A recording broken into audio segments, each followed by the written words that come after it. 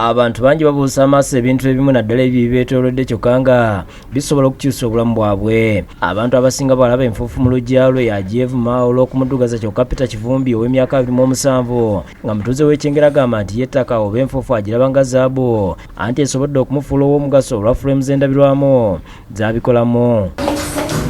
Kivumbi agamba nti agula ebibookisi ebinene ku mitwalo 3 n'abisalaasala mu dizayini ez'enjawulo nga buli kibookisi akisalamu fuleemu z'endabirwamu ez'enjawulo ezisukka mu 3. Ebibookisi bino okusobola obigula ku paaka empya babitundawo ate byo biba n'omubiri omulungi nga bigumu. Buli bookisi bagitunda ku mutwalo gumu n'ekitundu ku mitwalo 2. So okifuna nojja osobola okijjamu shapes ezamira nga 5. Kuno agattako okugula endabirwamu eri ku bugazi bwa milimita 4 eno agigula emitwalo 10 bw'atu n'agisalaasala mu dizayini ez'enjawulo okusinza ku ekyo kasitoma we kyaba ayagala. So kisinziira ku size gy'ogenda okugula oba 3mm oba 4mm oba 5mm. Yo 5mm ya bbeeyi eyinza okuba ku mitwalo nga 15 10. So fanze ngula 4mm ku mitwalo 8 mu kitundu awo mwenda awo, kisinziira kuba buli omu abeera ne different price gy'aba agitunda. Bw'amaliriza ebyo n'afuna ettaka liri yabayize mu luggya oba awantu wonna n'alitabula mu langi enzirugavu okutuuka webigonda ng'olumaliriza atandika okusiga ng'akozesa ka bulashi akatono ku fuleemu z'endabirwamu z'abasaze mu bookisi. Kino kimutwalira eddakiika 10 era bw'amaliriza ayanika fuleemu ye mu kasana okutuuka ng'ekaze.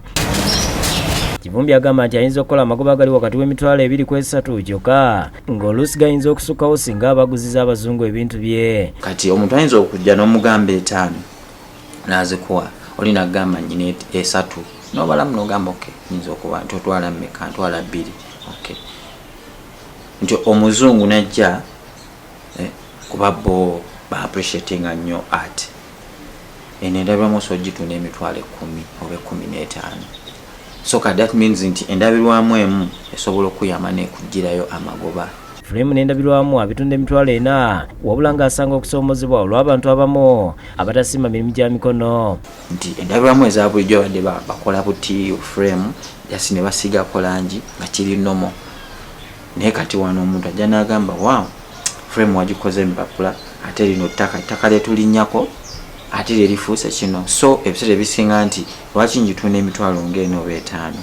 Uniqueness. Bizinensi yonna okukulaakulana yeetaaga akatale akalungi era onaakozesa omutimbagano gattaka abantu okutunda ebintu byekosa okwettanira emyoleso egy'enjawulo. So kati omuntu agenda n'aviewinga ku waliyo according to ekintu ky'oba opositinza agenda olaba n'akufollowinga ayinza okisharinga kati ne bakwano we ne bakola ki ne bakiraba. Platform etandikira awo. Mu kitundu kyaffe ekyokubiri tugenda kuleetera engeri gy'akola mu lampshades mu wuzi zetumanyi ng'ezisiba enviiri z'abakyala.